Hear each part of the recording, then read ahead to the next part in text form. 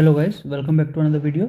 आज हम बात करेंगे ऑप्शन सेलिंग के बारे में कि ऑप्शन सेलिंग हम कैसे कैसे तरीक़ों से कर सकते हैं।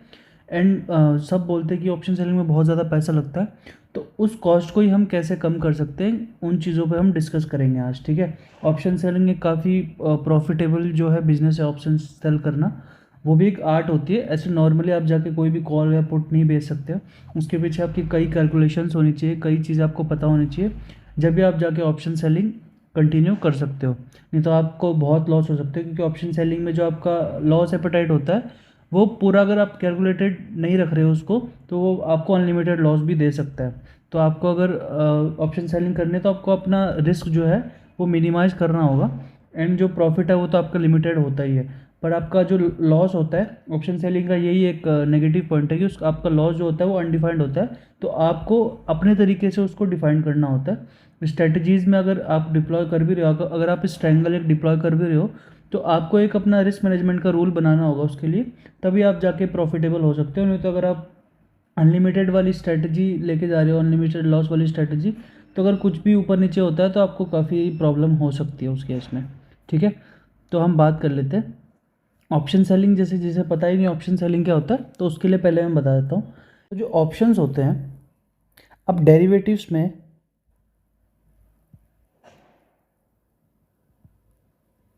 हमारे पास दो चीज़ें होती हैं, फ्यूचर होती है और दूसरा ऑप्शन होता है। तो हम ऑप्शन में भी अब दो चीज़ें होती है हमारे पास, option buying and option selling. अब जो ऑप्शन बाइंग होती है उनमें भी अलग अलग पर्सपेक्टिव होते हैं लोगों को देखने के लिए, कि इसमें जो होता है वो प्रॉफिट अनलिमिटेड होता है। ठीक है, प्रॉफिट अनलिमिटेड होता है, इसमें प्रॉफिट डिफाइंड होता है, इसमें लॉस डिफाइंड होता है, एंड इसमें लॉस जो होता है वो अनडिफाइंड होता है। ठीक है, जो है लिमिटेड कैपिटल रिक्वायर होता है, लिमिटेड कैपिटल होता है, और इसमें हमें ज़्यादा कैपिटल चाहिए होता है, मोर कैपिटल। और भी कुछ सर्कमस्टेंसेज हैं इसके। तो हम बात कर लेते हैं मोटा मोटी, जो हमें बात करनी है ऑप्शन सेलिंग के बारे में। ठीक है, कैसे हम एक अच्छे तरीके से दिमाग लगा के ऑप्शन सेलिंग कर सकते हैं। रूल बेस्ड रूल हम बनाएंगे हमारे लिए कि हम इतना लॉस लेंगे, इतना प्रॉफिट लेंगे, क्योंकि अगर आप रूल बेस्ड नहीं है ऑप्शन सेलिंग के अंदर, तो आपको काफ़ी प्रॉब्लम देखने को मिल सकती है अपने ट्रेडिंग करियर में। ठीक है, तो हम बात करेंगे हमारे व्यू के हिसाब से, हम चलेंगे कि हमारा व्यू क्या है एंड मार्केट कंडीशन कैसे रीड करनी है, वो भी मैं इसी वीडियो में बताऊंगा आपको। मार्केट कंडीशन रीड करके एक स्ट्रैटेजी डिप्लॉय करने की कोशिश करेंगे। ठीक है, तो चलते हैं अपन। अब जैसे निफ्टी हमारा यहाँ पे था, निफ्टी ने एक यहाँ से डाउनफॉल दिया। डाउनफॉल देने के बाद मार्केट ने जो ये सपोर्ट एरिया था जहाँ से ब्रेकआउट मार्केट ने रिटेस्ट करके दिया था, तो इस सपोर्ट एरिया से वापस सपोर्ट लेके ऊपर की तरफ गया एंड नया हाई बनाया, सब बायर्स को ट्रैप करके वापस नीचे की तरफ आ गया। बट जो इसका मेजर ट्रेंड लाइन थी उसको सपोर्ट कर रहा है। वीकली क्लोजिंग इसने अच्छी दी है काफ़ी, एंड ये वाला एरिया जो है सपोर्ट का एरिया ये, एंड ये मैंने आपको बोला भी था पिछली वीडियोस में कि ये एक दो बार ही टेस्ट हुआ है अभी तक, तो तीसरी चौथी बार भी टेस्ट हो सकता है, कोई बड़ी बात नहीं है। टेस्ट होने के बाद ये रिवर्सल्स यहाँ से प्लान हो सकते हैं। सपोर्ट एरिया 3 से ज़्यादा बार जब टेस्ट होता है, जब वो वीक होना शुरू होता है। ठीक है, सेम गोज विद रेजिस्टेंस। तो अभी हमें क्या लग रहा है, अभी हमें लग रहा है कि अगर मार्केट गैप अप खुलता है एंड देन ऊपर की तरफ ही रहता है, सस्टेन करता है, तो मार्केट जो है इस लेवल तक आ सकता है, जो कि होता है अपना, मार्केट यहाँ तक आ सकता है 750 तक। ठीक है, अगर मार्केट ऊपर खुलता है या फिर मार्केट फ्लैट भी खुलता है, मार्केट अगर इस रेंज में खुलता है, इस कैंडल की रेंज में, एंड देन अगर फ्लैट खुल के ऊपर की तरफ ब्रेकआउट देता है, तो मार्केट 750 की तरफ आ सकता है। एंड अगर मार्केट इस रेंज में ना खुल के ऊपर की तरफ खुलता है एंड मार्केट डायरेक्टली इसको लेवल को अचीव करता है, तो फिर इस एरिया से एक बार प्रॉफिट बुकिंग हमें देखने को मिल सकती है छोटी सी। या फिर ये एरिया जो है मैं आपको दिखाता हूँ, ये एरिया इसलिए भी मेजर सेलिंग लेवल है क्योंकि यहाँ पे हमें फिबोनाची का जो है वो एक मेजर लेवल देखने को मिल रहा है। अगर मैं आपको दिखाऊं, देखो यहाँ पे जो हमें देखने को मिल रहा है फिबोनाची का 0.5 का लेवल देखने को मिल रहा है। तो इन एरियाज़ में जो है वो वापस से अगर रेजिस्टेंस आता है मार्केट में, तो मार्केट फिर से फॉल हो सकता है। कोई बड़ी बात नहीं कि मार्केट में रिवर्सल्स हो गए, और ऐसे रिवर्सल्स बहुत कम होते हैं वी शेप मार्केट बहुत कम तरीके से रिकवर होता है। अगर इसको ऊपर जाना ही है तो ये ऐसे कर सकता है। अभी तो देखो इसने ऊपर से टॉप बना के नीचे की तरफ आया है, तो अभी इस पुल बैक में बाय करना एक अच्छा डिसीजन नहीं होगा। क्यों नहीं होगा? क्योंकि फर्स्ट पुल बैक में कभी भी बाइंग नहीं करते हैं। हम बाइंग कब करेंगे? जब मार्केट यहाँ से नीचे की तरफ आएगा एंड ये लोस सस्टेन होंगे, ये लोस कटेगा नहीं वापस, एंड वापस मार्केट ऊपर की तरफ जाना शुरू होगा यहाँ से। ये लोस ब्रीच नहीं होनी चाहिए। अगर ये लो ब्रीच हुए तो मार्केट लोअर लो का फॉर्मेशन शुरू कर देगा। अगर ये लो ब्रीच नहीं होते तो मार्केट इस लेवल से रेजिस्टेंस लेके नीचे अगर आया और इस लेवल को ब्रीच कर दिया तो मार्केट लोअर लो का फॉर्मेशन शुरू कर देगा वापस, एंड मार्केट एक डाउन ट्रेंड में जा सकता है वहाँ से। और अगर मार्केट ने लो ब्रीच नहीं किया, यहीं से सपोर्ट लेके वापस अगर ऊपर की तरफ जाता है तो एक नए हाई भी बन सकते हैं, जैसे कि मार्केट इस एरिया में गया था यहाँ पे। अब देखो यहाँ पे अगर आप एंट्री करते हैं, मार्केट नीचे आया, मार्केट ऊपर गया, अगर यहाँ एंट्री करते तो आपका ऐसे लिफ्ट, तो मार्केट नीचे आने के बाद रिटेस्ट करके फिर ऊपर गया तो मार्केट में कितनी अच्छी रैली है। ऐसे ही सेम हमें इस कंडीशन में करना है कि मार्केट नीचे आया, पुल बैक दिया, हम कुछ नहीं करेंगे। पुल बैक देने के बाद हम देखेंगे कि मार्केट में क्या हो रहा है, कि डायरेक्टली ब्रेक कर रहा है तभी हम कुछ नहीं करेंगे। हम सिर्फ उस केस में करेंगे कि यहाँ से रजिस्ट करके मार्केट नीचे की तरफ आए एंड देन इस एरियाज़ में कहीं सपोर्ट लेने की कोशिश करें, एंड देन जो इस एरिया को ब्रीच करके ऊपर की तरफ निकलने की कोशिश करेगा, तब हम एक ब्रेकआउट की ट्रेड पंच कर सकते हैं। ठीक है, अब हमें करना क्या है?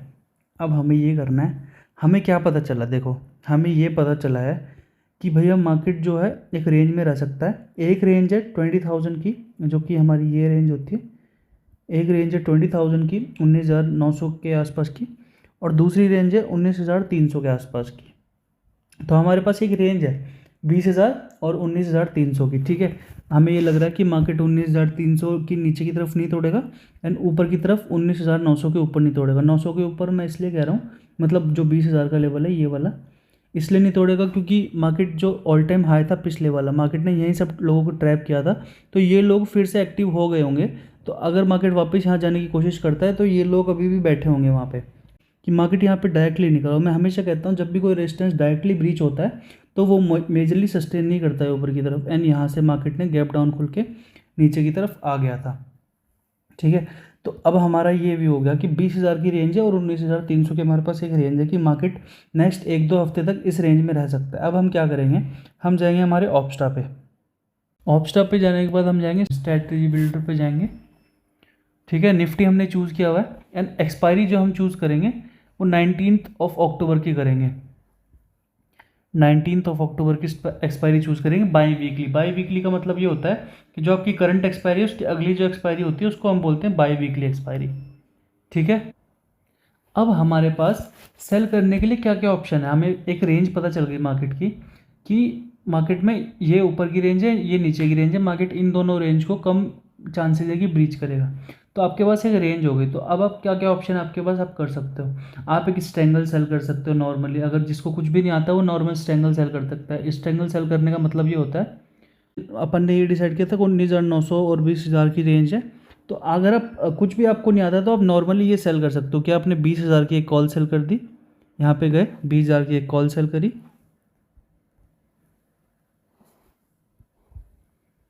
और 19,300 के आसपास की, जो कि सेम रेट में मिल रही होगी आपको, या आपने कितने रेट में सेल करी है, 50 रुपीज़ में, तो 50 रुपीज़ के आसपास ही वो अगर होनी चाहिए आपकी।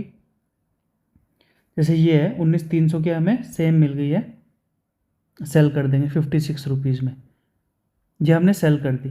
तो ये हमारा क्या बन गया, स्ट्रैंगल बन गया एक।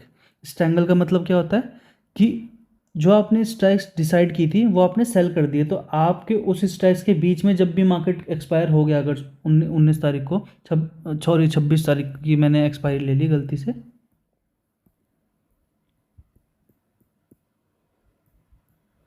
19 की एक्सपायरी हम लेंगे बाई वीकली। आपने डिसाइड किया था कि ये 20,000 का लेवल है, तो 20,000 की आप कॉल देखोगे कितने की आ रही है, 20,000 की कॉल 24 रुपये की, तो ये आपने 24 रुपये में सेल कर दी। ठीक है, 24 रुपये में सेल कर दिया। नीचे की तरफ कितना आ रहा था आपका, 300, तो हम ये 25 रुपये की मिल रही है जो 250 की पुट है, वो हम एक सेल कर देंगे। अब देखो ये क्या बन गया हमारा, ये हमारा स्ट्रैंगल बन गया। स्ट्रैंगल का मतलब कि मार्केट जब तक इस रेंज के बीच में 19,200 और 20,000 जो हमने रेंज डिसाइड करी थी, याद है कि मार्केट इसके बीच में रहेगा, तो वही रेंज हमारी इसमें आ गई। अगर मार्केट इसके बीच में रहेगा तो हमें ऐसे के ऐसे जो 2% पैसे होते हैं 2.21 2,475 रुपये मिल जाएंगे। बट आपने ये नहीं देखा कि मार्केट में आपको पैसे देने कितने पड़ेंगे, 1,11,000 रुपये। ठीक है, अब बहुत लोगों के पास इतने पैसे नहीं होते हैं कि वो ये स्ट्रैटेजी डिप्लॉय कर पाएँ। ठीक है, तो हम अब कैसे कैसे कर सकते हैं उसको, मैं वो चीज़ आपको समझाता हूँ कि 1,11,000 रुपये को मैं कम कैसे कर सकता हूँ। देखो सिंपली अगर किसी को स्ट्रैंगल डिप्लॉय करना है, बट इस मार्केट कंडीशन में स्ट्रैंगल डिप्लॉय करना एक अच्छी स्ट्रैटेजी नहीं होती है, क्योंकि विक्स ऑलरेडी बहुत कम है। तो हमें एक ऐसी स्ट्रैटेजी डिप्लॉय करनी पड़ती है जो वेगा को, जो वॉलेटिलिटी जब इंक्रीज होती है तो उससे बेनिफिट करे। स्ट्रैंगल ऐसे उस चीज़ से बेनिफिट नहीं करता है। तो आप अगर नॉर्मल स्ट्रैंगल करना चाह रहे हो, मैं आपको पहले स्ट्रैंगल समझा देता हूँ, बाद में मैं आपको प्रॉपर स्ट्रैटेजी बता दूंगा कि आप लो जो विक्स होगा। वैसे मैंने पिछली वीडियो जो बनाई है उसमें भी मैंने कैलेंडर स्प्रेड के बारे में बताया हुआ है कि आप कैसे कर सकते हैं, पर आज मैं आपको 3 कैलेंडर स्प्रेड के बारे में बता दूंगा, तीनों के स्ट्रैटेजी दिखा दूंगा स्ट्रैटेजी बिल्डर पे। तो नॉर्मली आपने स्ट्रैंगल किया, आपसे कितना मांग रहा है, 1,11,000 रुपये मांग रहा है। आप क्या करोगे, अब जो भी आपके ब्रेक इवन है, ब्रेक इवन जो भी हैं आपके 19,200 है और 20,050 है। आपने सेल कितने का किया है, आपने किया है सेल 24 + 25। तो आपको क्रेडिट कितना मिल रहा है, आपको क्रेडिट मिल रहा है 49 रुपीज़ का। ठीक है, आपको क्रेडिट मिल रहा है 49 रुपीज़ का। अब आपको मार्केट से पैसा कितना चाहिए आप वो डिसाइड कर लो। आप एक लॉट पे ट्रेड कर रहे हो, कितने लॉट पे ट्रेड कर रहे हो, तो आपको मार्केट से पैसा कितना चाहिए। जैसे कि मैं मान के चलता हूँ, अगर मार्केट से आपको 1,000 रुपये चाहिए, ठीक है, आप ये ट्रेड कर रहे हो, आपको अगर नेट में 1,000 रुपये चाहिए कि ब्रोकेज वोकेज निकाल के, तो मैं आपको बताता हूँ कैसे आ सकते हो आपके पास। देखो अगर आपको मार्केट से सिर्फ 1,000 रुपये चाहिए एक लॉट पे, तो आप क्या कर सकते हो, आपको मिल रहे कितने हैं, 49 रुपीज़। 49 रुपीज़ आपको मिल रहे हैं, मतलब 2,475 रुपये। आपको 1,000 रुपये कमाने के लिए आपको चाहिए पड़ेंगे लगभग 25 रुपये। अगर आप 25 रुपये कमाते हो नेट में, तो इंटू में एक लॉट 50 का है, तो इंटू में आपके 1,250 रुपये बनेंगे। तो अगर 250 रुपये आपके उसमें भी चले गए, ब्रोकरेज और ये चार्जेस वगैरह में चले भी गए, तो आपके नेट में जो है 1,001 के रुपीज़ बच जाएंगे।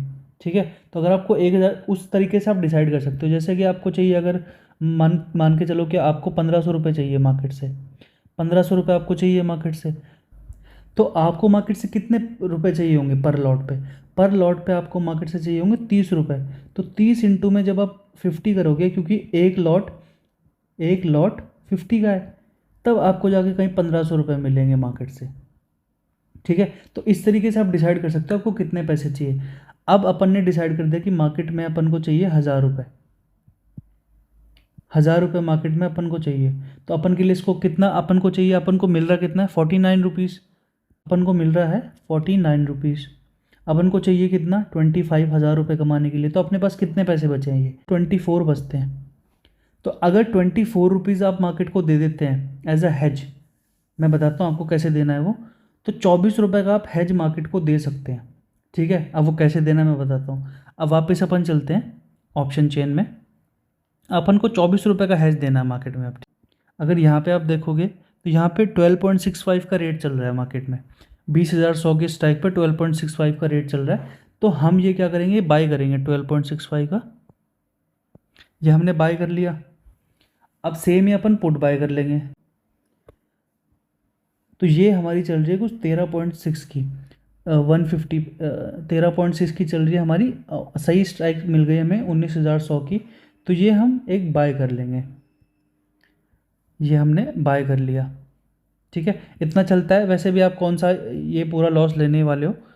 ठीक है, तो आपका अब क्या हुआ, मैंने आपको बताया था कि आपको 1,000 रुपये चाहिए, आपको इसमें मिल रहे हैं 1,162 रुपये, जो कि आपकी कैपिटल का 2.5% होता है। कैसे, अब आप यहाँ पे एक जादू देखो क्या हुआ है। यहाँ पे 1,11,000 रुपये लग रहे थे, अब आपके सिर्फ लग रहे हैं 46,000 रुपये।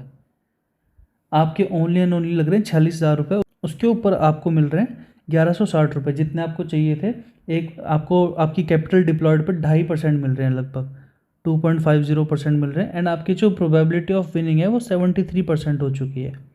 ठीक है, तो जो हमने नॉर्मली बेचे थे, हमने जब इन स्टैक्स को हटा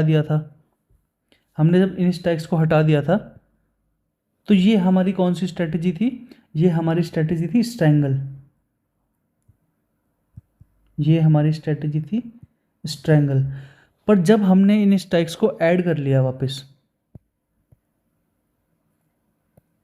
और हमारा जो प्रॉफिट है वो लिमिटेड था ही, एंड जो हमारा लॉस है वो भी एक लिमिटेड कैटेगरी में चला गया है, तो इसको हम बोलेंगे आयरन कॉन्डोर। देखो, अब बिना हेज के आप अगर सेल कर रहे हो तो उसको बोलेंगे स्ट्रैंगल, और अगर आप हेज करके सेल कर रहे हो देन हम बोलेंगे उसको आयरन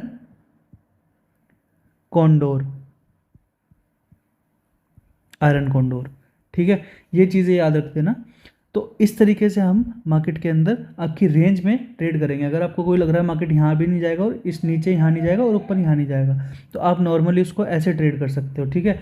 जब विक्स अगर बढ़ा हुआ होता है ना, विक्स अगर 15 के ऊपर होता है, 16 के ऊपर होता है, जितना भी बढ़ा हुआ होता है, 15 से अगर ऊपर है विक्स, तो ये अगर आंख बंद करके भी आप ये स्ट्रेटेजी डिप्लॉय करो तो आपका पैसा कहीं नहीं गया है, मैं सच बता रहा हूँ आपको। स्ट्रैंगल्स तो मैं कम करता हूँ, आयरन कॉन्डोर्स पर मैं बहुत ज़्यादा कर रहा हूँ विद हेज। स्ट्रैंगल्स को हेज कर दोगे तो वो आयरन कॉन्डोर बन जाएगा। तो अगर आप वो करना चाह रहे हो स्ट्रेटेजी, तो अगर विक्स हाई है तो बहुत मज़ा आ जाएगा वो करने में, आपके पैसे बनने ही है, मतलब बहुत उसमें आपको ईजिली मिल जाते हैं पैसे। पर आपको दिक्कत कहाँ होगी? दिक्कत होगी आपको लो विक्स में। लो विक्स में आपको दिक्कत होगी। तो लो विक्स में हम क्या कर सकते हैं ना, लो विक्स का मतलब क्या होता है? लो वॉलेटिलिटी। लो विक्स का मतलब लो वॉलेटिलिटी। अब लो वॉलेटिलिटी को हमें कैसे टैकल करना है? लो वॉलेटिलिटी को हमें ऐसे टैकल करना है कि लो वॉलेटिलिटी की जब हमारी ट्रेड है, हमें लग रहा है कि मार्केट में लो वॉलेटिलिटी है, तो हम हमारी ट्रेड जो डालेंगे वो हमेशा डालेंगे वीगा पॉजिटिव। ये याद रखना हमेशा, वीगा पॉजिटिव ट्रेड डालेंगे मार्केट में। वीगा पॉजिटिव का मतलब क्या होता है? वीगा का मतलब ये होता है वॉलेटिलिटी। वीगा का वैसे अलग मतलब भी होता है, पर आप सिर्फ ये मान के चलो, जिनको कुछ भी नहीं पता ऑप्शंस के बारे में, जो अभी स्टार्ट ही कर रहे हैं, तो आप ये मान के चलो वीगा का मतलब होता है वॉलेटिलिटी। तो हमें वीगा पॉजिटिव ट्रेड लेनी है। वीगा पॉजिटिव ट्रेड का मतलब ये होता है कि जब वॉलेटिलिटी इंक्रीज होगी, क्योंकि वॉलेटिलिटी होती है वो मीन रिवर्टिंग होती है, तो मीन का अगर ये प्राइस चल रहा है, तो अगर वॉलेटिलिटी लोअर लेवल्स पे है तो वापस वो यहाँ जाएगी। तो जब हमारा वीगा प्लस में होता है, पॉजिटिव होता है, तो ये वॉलेटिलिटी जब बढ़ती है उससे हमें बेनिफिट करता है।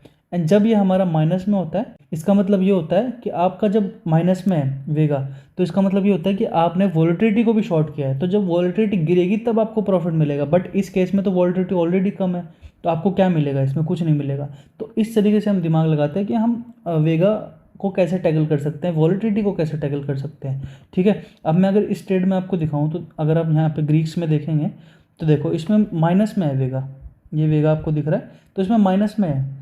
तो माइनस में वेगा का मतलब हमने वॉलेटिलिटी भी शॉर्ट कर दी है।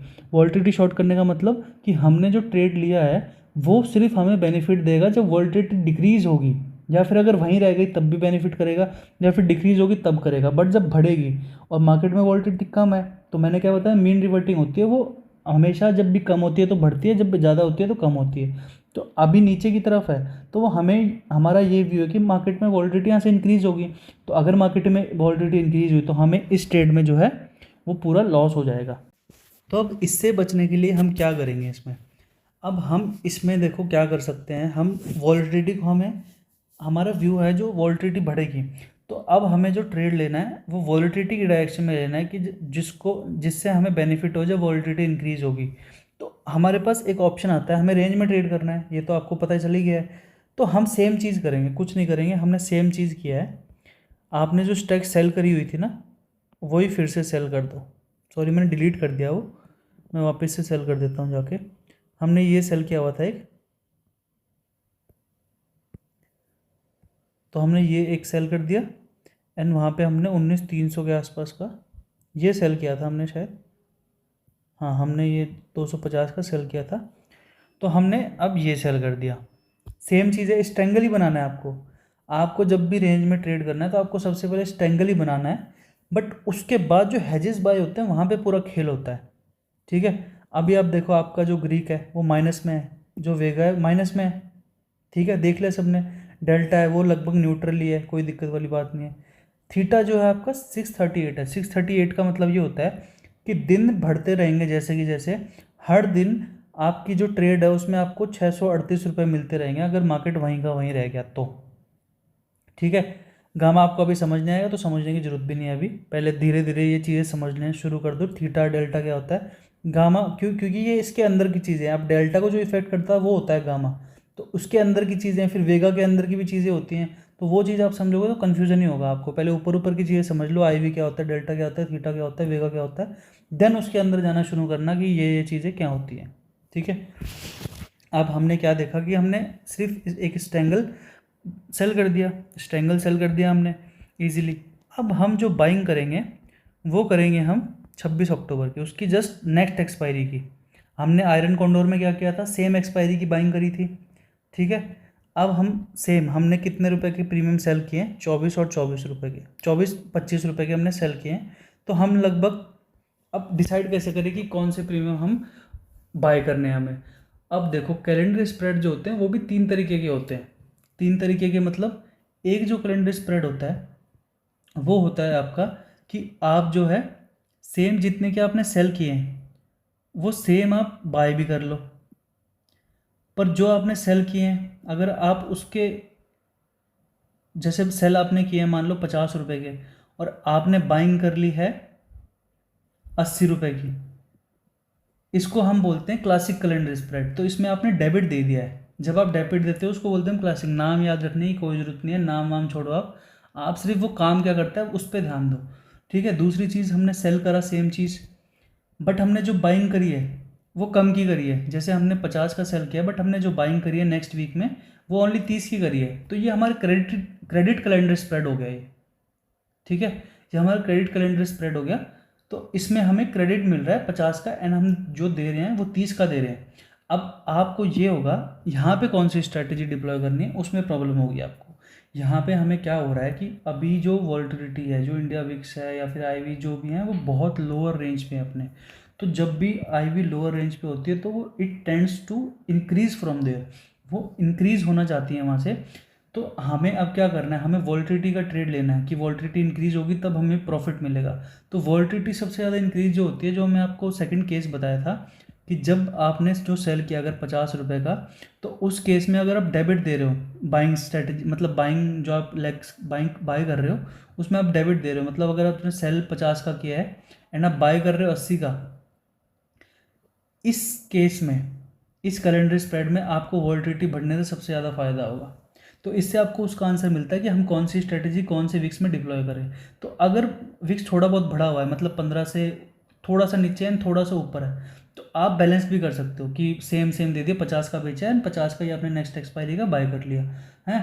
आप क्रेडिट में कब रख सकते हो अपना जो कैलेंडर स्प्रेड है, वो आपको क्रेडिट में रखना है, वो आप तब रख सकते हो जब जो वॉल्टिलिटी है वो इंक्रीज हो चुकी हो, 15, 16, 17, 18 जितने भी ऊपर की तरफ में हो। ठीक है, तो इसका आपको आंसर इजीली मिल गया है, ये आप कर सकते हो। अब हम क्या करेंगे, हमने यहाँ पे 49 रुपीज़ दिए हुए हैं, हमने यहाँ पे 49 रुपीज़ दिए हुए हैं।